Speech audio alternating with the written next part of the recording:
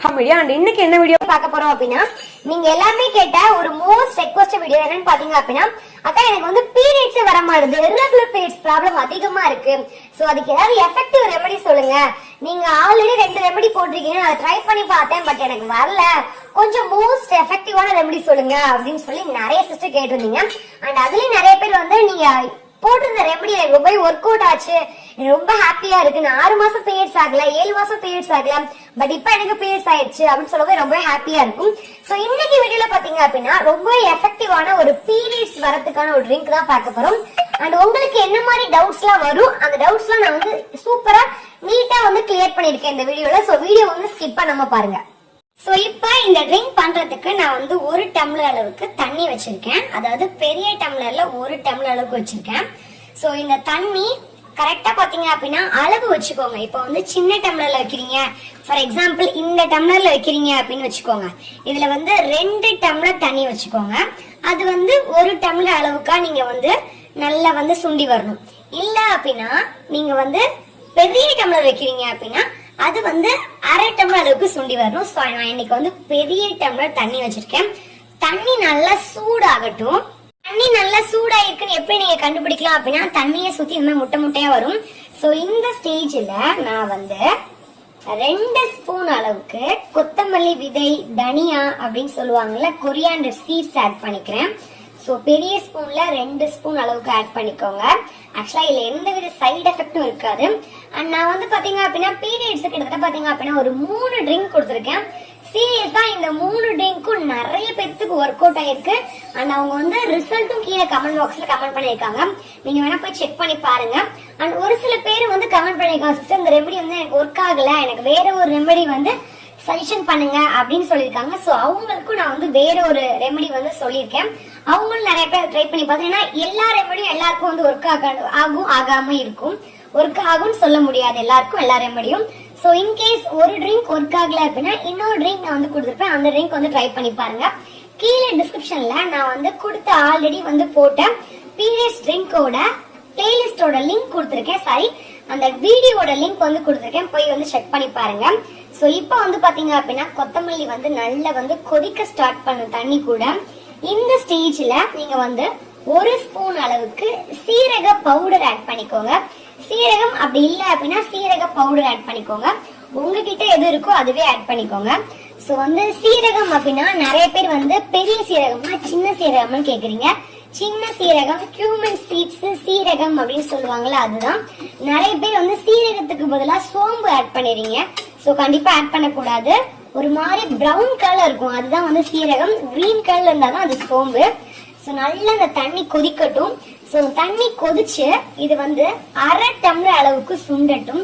So அந்த அளவுக்கு சுண்டுற வரைக்கும் நீங்க அப்படியே விட்டுருங்க. அண்ட் முக்கியமான விஷயம், அடுப்பை ஃபுல் ஃப்ளேம்ல வைக்க கூடாது, ரொம்ப வந்து ஆஃப் ஃப்ளேம்ல வைக்க கூடாது, மீடியம் ஃப்ளேம்ல வச்சு எரிய விடணும். அப்பதான் வந்து அந்த சத்துக்கள்லாம் எவாபரேட் ஆகி போகாம அப்படியே வந்து தண்ணிலேயே வந்து அந்த சத்துக்கள்லாம் இறங்கும். நீங்க ஃபுல் ஃப்ளேம்ல வச்சு எரிய விட்டீங்க அப்படின்னா சத்தெல்லாம் ஃபுல்லா வெளியில போயிடும். சோ நல்லா வந்து கொதிச்சு வரட்டும். அண்ட் நிறைய பேருக்கு ஒரு டவுட் இருக்கும், இந்த ட்ரிங்க் வந்து எப்பெல்லாம் குடிக்கலாம் அப்படின்னு சொல்லி. இந்த ட்ரிங்க் வந்து எப்ப வேணா குடிக்கலாம், அட் த சேம் டைம் வந்து எப்ப குடிக்க கூடாது அப்படின்னு நான் சொல்றேன். ஃபர்ஸ்ட் நீங்க வந்து சாப்பிட்டு முடிச்சதுக்கு அப்புறம் அந்த ட்ரிங்க் குடிக்க கூடாது. சாப்பிட்டு முடிச்சு ஒரு 1 மணி நேரம் 2 மணி நேரம் கழிச்சு கூட குடிக்கலாம். அண்ட் காலையில வெறும் வயிற்றுல குடிச்சீங்க அப்படின்னா நல்ல எஃபெக்டிவா இருக்கும். அப்படி இல்லை அப்படின்னா நைட்டு தூங்க போறதுக்கு முன்னாடி குடிச்சாலும் நல்லாவே எஃபெக்டிவா இருக்கும். முடிஞ்ச வரைக்கும் பாத்தீங்க அப்படின்னா நீங்க வந்து காலையிலயும் நைட்டும் குடிக்க பாருங்க. மதிய டைம்ல ஒரு 11 மணி அந்த டைம்ல குடிக்க பாருங்க. ஏன்னா காலையில பிரேக்ஃபாஸ்ட் 8 மணிக்கு சாப்பிடுவோமா, லஞ்ச் பாத்தீங்க அப்படின்னா ஒரு 1 மணிக்கு சாப்பிடுவோம். சோ 11 மணி இடைப்பட்ட டைம்ல குடிச்சாதான் அது கொஞ்சமாவது வந்து உங்களோட வயிற்றுல இறங்கி அது ஒர்க் ஆகும். நீங்க வந்து இது குடிச்சதுக்கு அப்புறம் உடனே நீங்க சாப்பாடோ இல்ல ஃப்ரூட்ஸோ இல்ல ஸ்நாக்ஸோ சாப்பிட்டீங்க அப்படின்னா அது கண்டிப்பா ஒர்க் ஆகாது.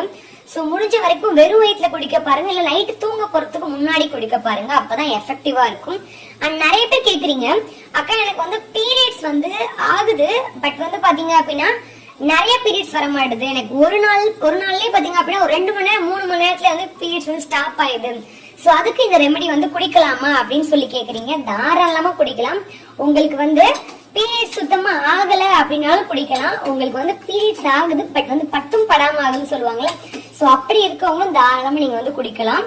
அண்ட் நிறைய பேர் என்ன கேக்குறீங்க அப்படின்னா, எனக்கு வந்து பீரியட்ஸ் ஆகுது, பட் வந்து நான் வந்து ஒரு ஃபங்க்ஷன் போறேன், எனக்கு ஒரு 2 நாளைக்கு முன்னாடியே ஆகிடணும், அதுக்கு இந்த ரெமெடி குடிக்கலாம்னு கேட்டா அது ஒவ்வொருத்தங்க உடம்ப பொறுத்துதான். ஏன் கேஸ் நான் சொல்றேன் அப்படின்னா, ஒரு சில பேருக்கு வந்து இந்த ட்ரிங்க் குடிச்ச உடனே வந்து பீரியட்ஸ் ஆயிடும். குடிச்ச உடனே அப்படின்னா, இப்ப எனக்கு போன வாரம் தான் ஆச்சு, இந்த வாரம் ட்ரிங்க் குடிச்ச உடனே ஆயிடுமா அப்படின்னு சொல்லி கேட்காதீங்க. எப்படி நான் சொல்றேன் அப்படின்னா, இப்ப இந்த ட்ரிங்க் வந்து நீங்க குடிச்சு ஒரு 24 நாள் ஆயிடுச்சு அப்படின்னா மறுபடியும் நீங்க இந்த ட்ரிங்க் வந்து குடிக்கணும்னு வச்சுக்கோங்க, உங்களுக்கு வந்து பீரியட்ஸ் ஆயிடும். சோ வந்து ஒவ்வொருத்தங்க உடம்பு பொறுத்துதான் வந்து பீரியட்ஸ் வந்து தள்ளி போறதும் முன்னாடியே வரதும். பீரியட்ஸே ஆகாம இர்ரெகுலர் பீரியட்ஸ் இருக்கவங்களுக்கு இந்த ட்ரிங்க் ரெமெடி வந்து நல்லாவே இந்த ட்ரிங்க் வந்து ஒர்க் ஆகும். சோ நல்லா கொதிச்சிருச்சு, நல்லா கொதிச்சு இந்த தண்ணி வந்து நல்லா சுண்டட்டும்.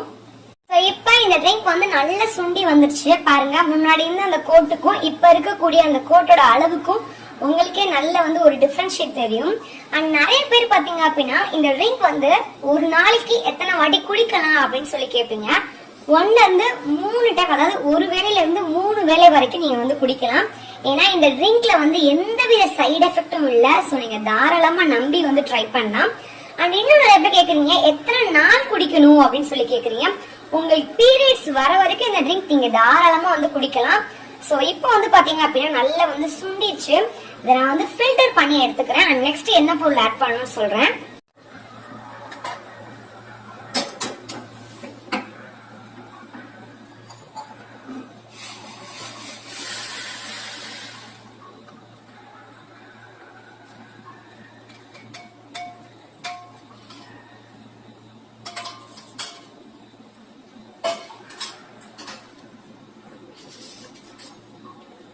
சோ இப்போ நான் வந்து ஃபில்டர் பண்ணிட்டேன்.